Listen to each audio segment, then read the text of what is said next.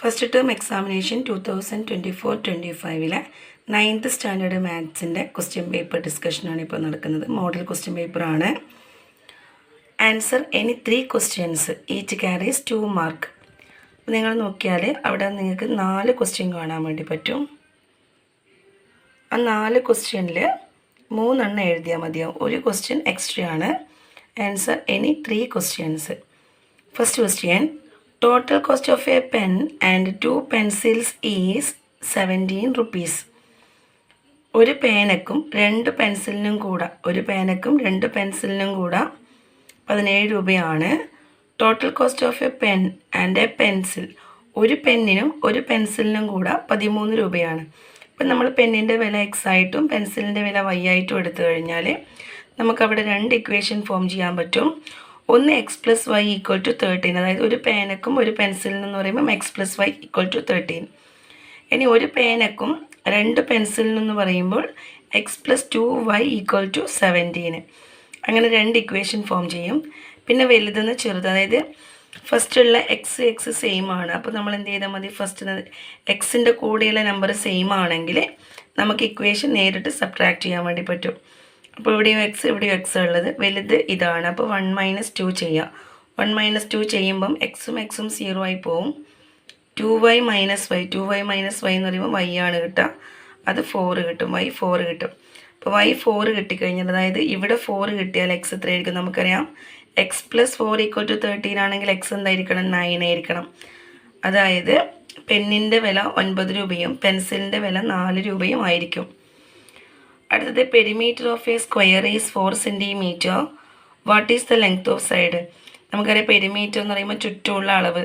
ഒരു സ്ക്വയറിൻ്റെ 4 ഭാഗവും കൂട്ടിയാൽ 4 കിട്ടണമെങ്കിൽ എല്ലാ സൈഡും 1 ആയിരിക്കും. What is the length of its side? 1 centimetre. What is its diagonal? Diagonal കാണാൻ വേണ്ടിയിട്ട് നമ്മൾ ആ സ്ക്വയറിൻ്റെ മൂലക്കുന്ന് മൂലക്കേക്ക് വരഞ്ഞാൽ മതി. അപ്പോൾ നമുക്ക് എന്ത് കിട്ടും? ഒരു 2 റൈറ്റ് ട്രയാങ്കിൾ കൂട്ടിമുട്ടിയ പോലെയാണ് ഉണ്ടാവുക. അപ്പോൾ അതിൽ നിന്ന് മനസ്സിലാക്കേണ്ടത് നമ്മുടെ 1/√2 എന്ന് പറയുന്ന ആ ഒരു ബന്ധമാണ് അവിടെ ഉണ്ടാവുക. അതുകൊണ്ട് തന്നെ ഡയഗണൽ മെഷർമെൻറ്റ് നമുക്ക് √2 എന്ന് എഴുതാം. In the figure P divides A be in the ratio 1:2. അതായത് എ ബിനെ എന്ത് ചെയ്യുന്നുണ്ട്, 1:2 ഭാഗിക്കുന്നുണ്ട്. അപ്പോൾ എ സിനെ എന്ത് തന്നെയാണ് ചെയ്യുക, 1:2 തന്നെയാണ് ഭാഗിക്കുക, അംശബന്ധത്തിൽ തന്നെയാണ് ഭാഗിക്കുക. പക്ഷെ ഇവിടെ നമുക്ക് ക്വസ്റ്റ്യനിൽ A D is to C D ചോദിച്ചിട്ടുണ്ട്. അതായത് എ പിയും പി ബിയും 1:2 ആണെങ്കിൽ എ ഡിയും ഡി സിയും 1:2 തന്നെ ആയിരിക്കും. എ ഡി 5 ആണെങ്കിൽ, അതായത് ഈ ലെങ്ത്ത് 5 ആണെങ്കിൽ ഇവിടെ നിന്ന് ഇത്ര വരെ 10 ആയിരിക്കും. ഇതിൻ്റെ ഡബിളാണ് ഇവിടെ ഉണ്ടാവും. അപ്പോൾ ഇവിടെ 5 ആണെങ്കിൽ ഇവിടെ എന്തായിരിക്കും, 10 ആയിരിക്കും. നമ്മളോട് ക്വസ്റ്റ്യനിൽ ചോദിച്ചത് if A D equal to 5 then what is A C? A C എത്രയാണെന്നാണ് ചോദിക്കുന്നത്. അപ്പോൾ എ സി എന്ന് പറയുമ്പോൾ എ ഡി എന്ന് പറയുന്നത് 5, ഡി സി 10. അപ്പോൾ എ സി എന്തായിരിക്കും, 5 + 10 = 15. അടുത്തത് 4ാമത്തെ question, the integers x and y related as x plus y equal to 12, x y equal to 11. നമുക്ക് ഇതിൻ്റെ വാല്യൂ കാണാനാണ് എക്സ്പാൻഷൻ ചെയ്യാൻ പറയുന്നുണ്ട്. ആദ്യം എക്സ്പാൻഷൻ എന്ന് പറയുമ്പോൾ നമ്മൾ മൾട്ടിപ്ലൈ ചെയ്ത format x into y x y, x into 1 x, 1 into y y, 1 into 1 1. അത് മാത്രം എഴുതിയാൽ മതി. ഇനി നമ്മൾ അടുത്തത് അതിൻ്റെ വാല്യൂ കാണണം. സെയിം തന്നെയാണ് രണ്ടും, എക്സ് പ്ലസ് 1 വൈ പ്ലസ് 1.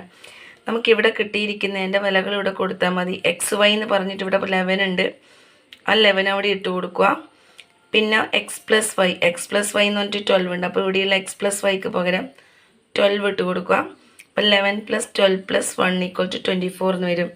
പ്രത്യേകം ശ്രദ്ധിക്കേണ്ട ഒരു കാര്യമാണ്, നമുക്ക് ക്വസ്റ്റ്യനിൽ എക്സ് വൈ 11 തന്നിട്ടുണ്ട്, എക്സ് പ്ലസ് വൈ 12 തന്നിട്ടുണ്ട്.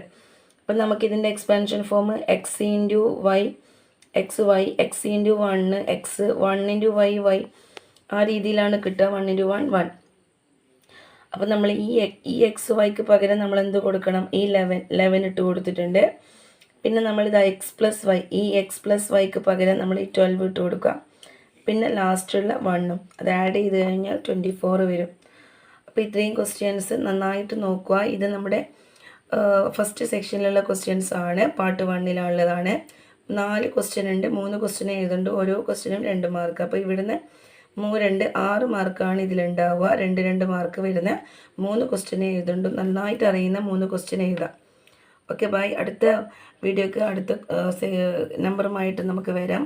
അടുത്ത സെക്ഷൻ എന്ന് പറയുന്നത് ഈച്ച് കെയറീസ് 3 മാർക്കാണ്. 3 മാർക്കിൻ്റെ ക്വസ്റ്റ്യൻസ് ആണ്. 3 മാർക്കിൻ്റെ ക്വസ്റ്റ്യൻസ് മുതൽ കുറച്ച് ലെങ്തി ആയിട്ടാണ് ക്വസ്റ്റ്യൻ ആൻസർ ഒക്കെ ഉണ്ടാവുക. അപ്പോൾ അതുവരേക്കും ബൈ.